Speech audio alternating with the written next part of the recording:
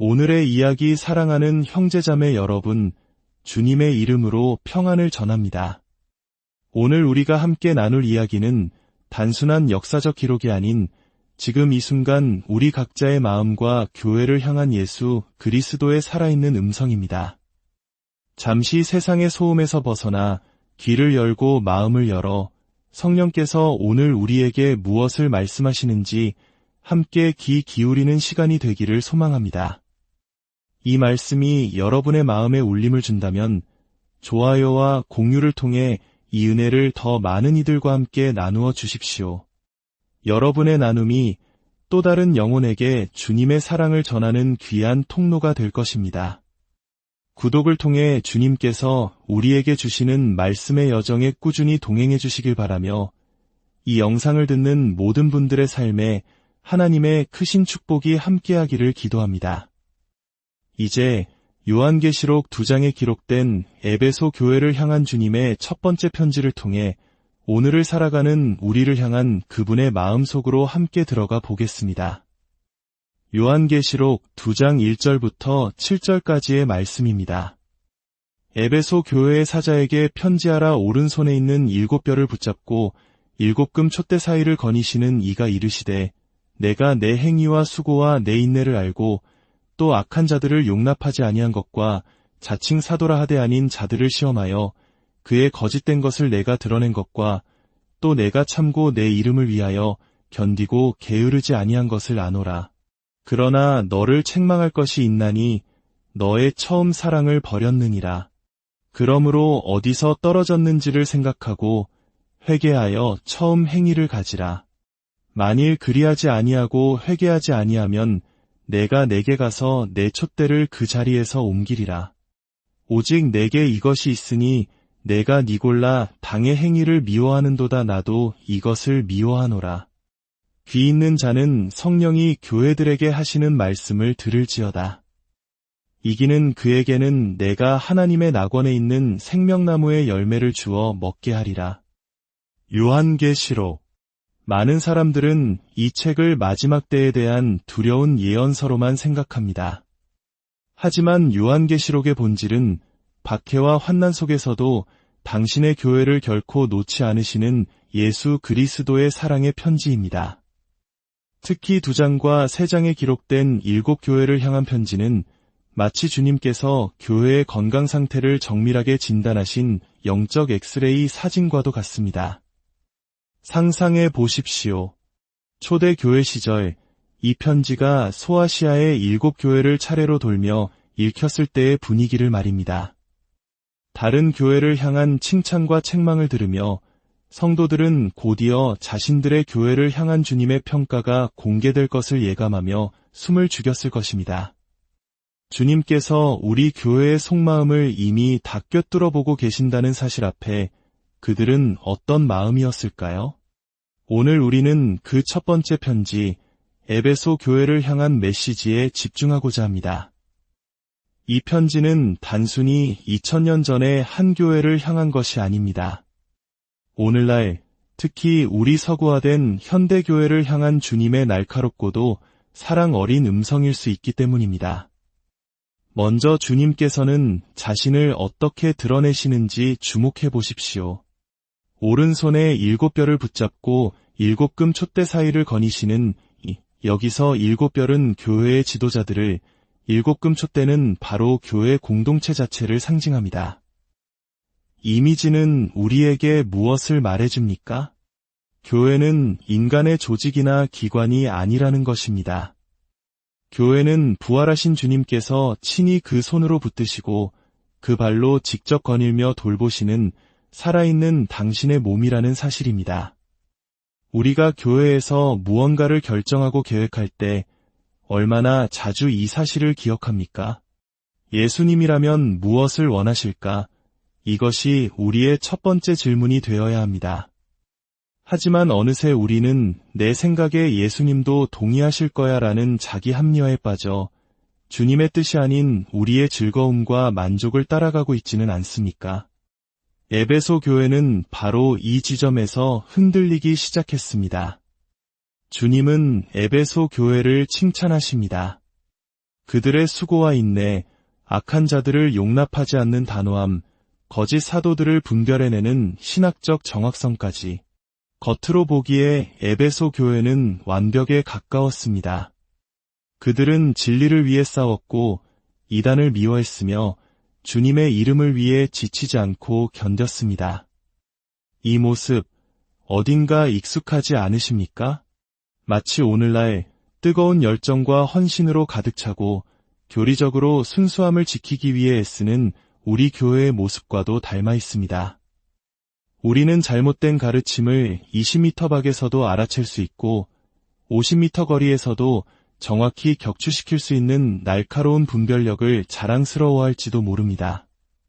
하지만 주님께서는 이 모든 칭찬 뒤에 가슴 아픈 한마디를 덧붙이십니다. 그러나 너를 책망할 것이 있나니 너의 처음 사랑을 버렸느니라. 모든 것을 다 가졌지만 가장 중요한 한 가지를 잃어버린 것입니다. 그렇다면 그들이 잃어버린 처음 사랑은 과연 무엇이었을까요? 사도행전 19장을 보면 에베소 교회의 시작을 엿볼 수 있습니다. 사도 바울은 그곳에서 3년 동안 머물며 두란노 서원에서 날마다 말씀을 가르쳤습니다. 어떤 고대 사본에 따르면 그는 매일 가장 뜨거운 한낮에 5시간씩 말씀을 전했다고 합니다.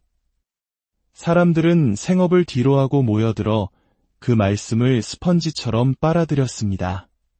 그들은 하나님의 말씀을 사랑했고 그 말씀이 삶을 변화시키는 능력을 체험했습니다. 그들의 삶에는 말씀이 살아 움직여 마치 찔리면 성경 말씀이 흘러나올 것 같은 바이블라인 외의 사람들이었습니다. 이것이 그들의 처음 사랑의 모습이었습니다. 하나님 말씀에 대한 불타는 갈망. 하지만 시간이 흐르면서 그 뜨거움은 식어버렸습니다. 이제 그들은 말씀에 대한 허기를 잃어버렸습니다. 식욕이 사라지면 음식에 대한 사랑도 사라지는 법입니다. 그리고 더 무서운 것은 식욕이 없는 상태를 정상이라고 여기기 시작하는 것입니다. 사랑하는 형제자매 여러분, 오늘날 우리의 모습은 어떻습니까? 우리는 수많은 성경책과 기독교 서적을 소유하고 있지만 정작 그 안에 담긴 생명의 말씀을 얼마나 깊이 알고 사랑하고 있습니까? 일주일에 한 번 2에서 30분 남짓한 설교로 만족하며 그것이 우리의 영적 식사의 전부라고 여기고 있지는 않습니까? 젊은 남녀가 사랑에 빠지면 일주일에 1시간 만나는 것으로 만족하지 못합니다. 어떻게든 더 많은 시간을 함께 보내고 싶어 합니다. 그런데 우리는 교회의 주인이신 예수님과의 만남을, 말씀과 기도의 시간을 그렇게 갈망하고 있습니까? 아니면 의무감에 마지못해 참석하고 있지는 않습니까? 에베소 교회가 잃어버린 또 하나의 처음 사랑은 바로 기도였습니다. 사도들의 좌우명은 우리는 오로지 기도하는 일과 말씀 사역에 힘쓰리라 였습니다. 말씀과 기도는 교회를 움직이는 두 개의 강력한 날개입니다. 하지만 오늘날 교회에서 가장 적은 인원이 모이는 곳이 어디입니까? 바로 기도회입니다. 우리는 하나님의 능력을 구하는 간절한 기도 없이 인간적인 계획과 프로그램으로 거대한 건물과 조직을 세우는 데 만족하고 있는 것은 아닐까요? 제가 젊었을 때만 해도 기도회에 가면 죄인들의 구원을 위해 눈물로 부르짖는 기도가 끊이지 않았습니다. 하지만 지금은 어떻습니까? 우리의 기도는 아픈 지체의 건강 문제처럼 너무나 수평적인 문제들에만 머물러 있지는 않습니까? 하나님의 영광과 잃어버린 영혼들을 향한 불타는 마음을 잃어버린 것은 아닐까요? 이것이 바로 처음 사랑을 잃어버린 교회의 모습입니다. 예수님께서는 마치 의사가 엑스레이 사진을 판독하듯 우리 영혼의 상태를 정확히 진단하십니다. 내 폐에 작은 점이 하나 보이는구나. 나는 저것이 무엇을 의미하는지 안다. 저것은 내가 처음 사랑을 잃어버렸다는 증거다. 나의 은혜가 더 이상 너에게 놀랍지 않다는 뜻이고 너는 말씀에 대한 식욕을 잃었으며 기도를 사랑하지 않는다는 의미란다. 이것은 얼마나 두려운 진단입니까? 하지만 주님은 우리를 좌절시키기 위해 이 말씀을 하시는 것이 아닙니다. 우리를 다시 회복시키기 위해 사랑으로 말씀하시는 것입니다. 그분은 처방전 또한 분명하게 제시하십니다. 첫째, 어디서 떨어졌는지를 생각하라, 기억하라는 것입니다. 처음 주님을 만났을 때의 그 감격과 뜨거움을, 말씀 한 구절에 눈물 흘리며 밤을 새웠던 그 순간을, 작은 것 하나에도 감사하며 기도했던 그 순수했던 믿음을 기억하십시오. 둘째, 회개하라. 단순히 감상에 젖는 것을 넘어 우리의 식어버린 마음과 무뎌진 영혼을 주님 앞에 고백하며 돌이키는 것입니다. 셋째, 처음 행위를 가지라. 다시 사랑의 행동을 시작하라는 것입니다. 억지로라도 성경을 펴고 무릎을 꿇고 기도하며 예배의 자리를 사모하는 그 첫걸음을 다시 떼는 것입니다. 만약 그렇게 하지 않으면 어떻게 될까요? 주님은 무서운 경고를 하십니다. 내가 내 촛대를 그 자리에서 옮기리라. 교회의 빛, 즉 그리스도의 임재를 거두어 가시겠다는 것입니다. 교회의 건물은 남아있을지 몰라도 그곳은 더 이상 주님의 교회가 아니게 될 것입니다. 한 신학자는 에베소 교회에 대한 주석을 이렇게 마무리했습니다. 지금 에베소에는 교회가 없다. 그 장소는 폐허가 되었을 뿐이다. 한때 세계에서 가장 위대한 교회 중 하나였던 그곳에 이제는 주님의 촛대가 없습니다. 한때 어거스틴과 같은 위대한 신학자들을 배출했던 북아프리카 땅이 지금은 이슬람의 땅이 된 역사를 우리는 어떻게 설명해야 할까요? 이것은 남의 이야기가 아닙니다. 주님의 촛대는 언제든 옮겨질 수 있습니다. 우리가 처음 사랑을 회복하지 않는다면 말입니다. 사랑하는 형제자매 여러분, 귀 있는 자는 성령이 교회들에게 하시는 말씀을 들어야 합니다. 주님은 우리를 무너뜨리려는 것이 아니라 다시 살리려 하십니다. 그분은 약속하십니다. 이 영적 싸움에서 이기는 그에게는 내가 하나님의 낙원에 있는 생명나무의 열매를 주어 먹게 하리라. 이 약속을 붙들고 다시 일어서기를 소망합니다. 우리의 메마른 심령에 다시 한번 주님을 향한 뜨거운 사랑의 불길이 타오르기를, 말씀에 대한 깊은 갈망이 회복되기를, 눈물의 기도가 다시 시작되기를 간절히 기도합니다.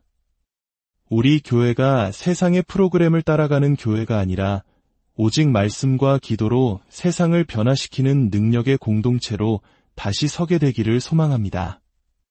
하늘에 계신 우리 아버지, 주님의 놀라운 말씀과 우리 주 예수 그리스도의 권위 앞에 저희가 겸손히 엎드립니다. 저희의 마음을 살피시고 저희 안에 식어버린 첫사랑이 있다면 성령의 불로 다시 태워 주시옵소서.